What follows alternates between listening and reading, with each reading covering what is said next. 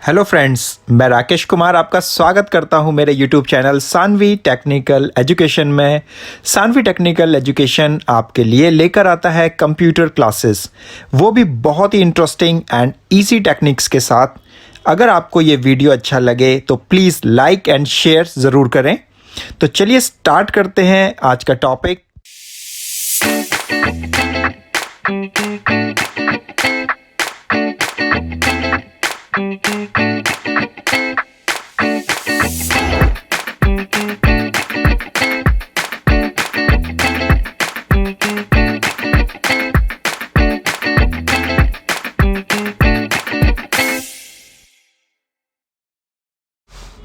तो आज की क्लास में हम देखने वाले हैं alignments option in Microsoft Excel.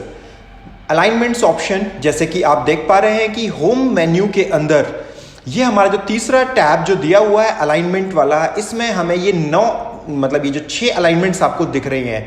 जैसे कि ये टॉप अलाइन देख रहे हैं आप, मिडिल अलाइन देखेंगे, बॉटम अलाइन देखेंगे। इसी के साथ एमएस वर्ड में भी आपने प्रैक्टिस किया होगा लेफ्ट अलाइन, सेंटर अलाइन और आपका राइट अलाइन।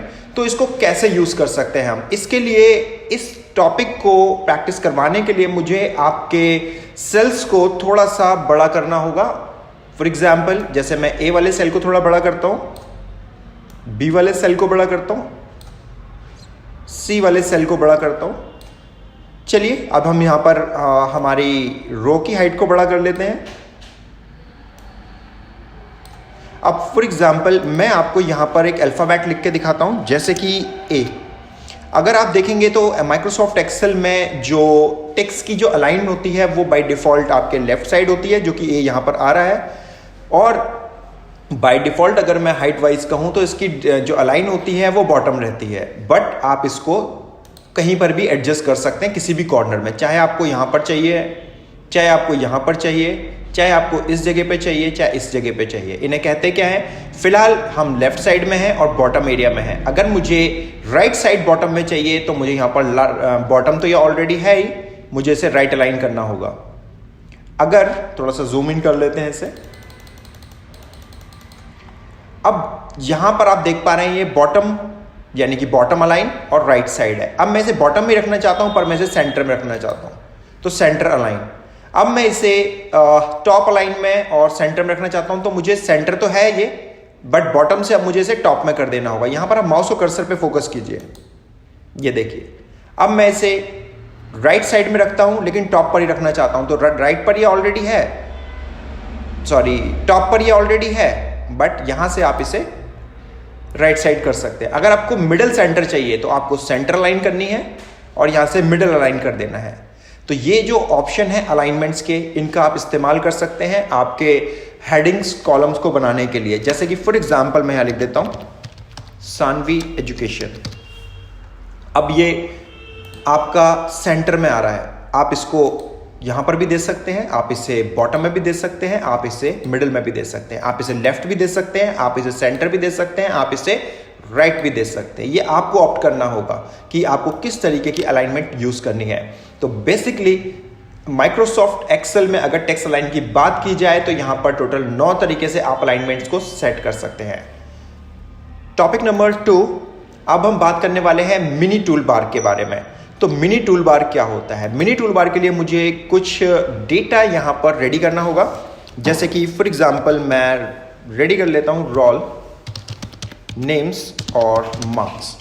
मैं कुछ ही डेटा पे काम करूंगा। यहां पर मैंने नाम रख दिया जैसे जैन, फेब, मार्च। इनके रोल नंबर डिफाइन कर दिए मैंने 101, 102, 103। लास्ट क्लास में मैंने आपको बताया भी हुआ है कि ऑटो फिल कैसे किया जाता है, लेकिन बट थोड़ा सा डमी डेटा तैयार करना है, उसके लिए मैंने ये किया।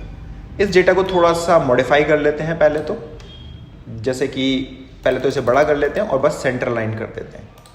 अब मान लीजिए आपका ये डेटा तैयार हो गया है और आपको इस पे कस्टमाइजेशन करना है, बट प्रॉब्लम ये है कि आप डेटा पे काम कर रहे हैं मेन्यू पर, रिव्यू में मेन्यू पर काम कर रहे हैं या व्यू मेन्यू पर काम कर रहे हैं। तो आपको क्या करना है, अगर आपको ये टेक्स्ट बोल्ड करना होगा तो सबसे पहले आप इसे सिलेक्ट करेंगे और फिर उसके बाद आप होम पर आएंगे, फिर यहाँ पर आप काम करेंगे। तो इससे आपकी वर्क एफिशिएंसी डिक्रीज होती है, आपको 2-2 बार एक्स्ट्रा क्लिक करने पड़ रहे हैं, वेट करना पड़ रहा है। बेस्ट ऑप्शन फॉर एग्जांपल मान लीजिए मैं डेटा मेन्यू में कहीं पर भी काम कर रहा हूँ बट मुझे इस टेक्स्ट को बोल्ड करना है, तो यहाँ पर आपको डेटा को सिलेक्ट करना है, बिना होम मेन्यू में जाए आपको यहीं पर राइट क्लिक करना है और ये जो ऊपर वाला जो फॉर्मेटिंग ऑप्शन आपको दिख रहा है ये कहलाता है आपका मिनी टूल बार। यहां से ही आप जस्ट 2 क्लिक से आपने अपने डेटा को बोल्ड कर लिया, साइज एनलार्ज कर सकते हैं, कलरिंग कर सकते हैं, इटैलिक कर सकते हैं, फॉर्मेटिंग के ऑलमोस्ट सारे ऑप्शंस आप यूज कर पाएंगे जस्ट 2 क्लिक प्रेस करके। तो ये था आपका मिनी टूल बार। मिनी टूल बार के बाद अब बात करते हैं क्विक एक्सेस टूल बार के बारे में। क्विक एक्सेस टूल बार, जैसा कि मैंने इंट्रोडक्शन वाली क्लास में आपको बताया था कि यहां पर ये जो ऑप्शन आपको दिख रहा है, ये देखिए माउस के कर्सर पे आप फोकस कीजिए। ये जो क्विक एक्सेस टूल बार है, मैंने इंट्रोडक्शन में आपको बताया था, इसको देखते हैं। जैसे फॉर एग्जांपल आप माइक्रोसॉफ्ट एक्सेल में कोई सा भी मेन्यू सर्च कर लीजिए, आपको अनडू और रीडू के ऑप्शन या बटन आपको दिखाई नहीं देंगे। वो बटन आपको यहाँ क्विक एक्सेस टूल बार से एनेबल करने होते हैं। फाइल में जाकर आपको ऑप्शन मिल जाते हैं सेव करने का, ओपन करने का, क्लोज करने का, न्यू का भी ऑप्शन आपको मिल जाता है। लेकिन क्विक एक्सेस टूल बार अगर आप एनेबल कर लेते हैं तो आप अपने फ्रीक्वेंटली यूज ऐप या शॉर्टकट्स को आप यहीं पर असाइन करवा सकते हैं। जैसे फॉर एग्जांपल यहाँ पर फाइल को सेव करने का ऑप्शन दिया हुआ है, अनडू का ऑप्शन दिया हुआ है, रीडू का ऑप्शन दिया हुआ है। अब आप इसे कस्टमाइज अगर करना चाहते हैं तो आप इस क्लिक कीजिए इस एरो पर, जो डाउन एरो है। यहां पर आपको एक मेन्यू दिखेगा जिसमें आप यहां पर क्लिक करेंगे न्यू। देखिए जैसे ही आपने न्यू को क्लिक करा यहां पर न्यू बटन क्रिएट हो गया है। ओपन, यहां पर एक ओपन का बटन क्रिएट हो गया है। यहां पर आपका शॉर्ट असेंडिंग, शॉर्ट डिसेंडिंग, ये बटन्स आपके कस्टमाइज हो गए हैं। अब इनका यूज भी आप देख लीजिए। जैसे कि फॉर एग्जांपल मैंने मार्क्स यहां से डिलीट कर दिए बाय डिफॉल्ट, अब मुझे अंडू करके से वापस लाना है तो मुझे कुछ नहीं करना है, मुझे अंडू का बटन पे क्लिक कर देना है। ये अंडू हो गया है।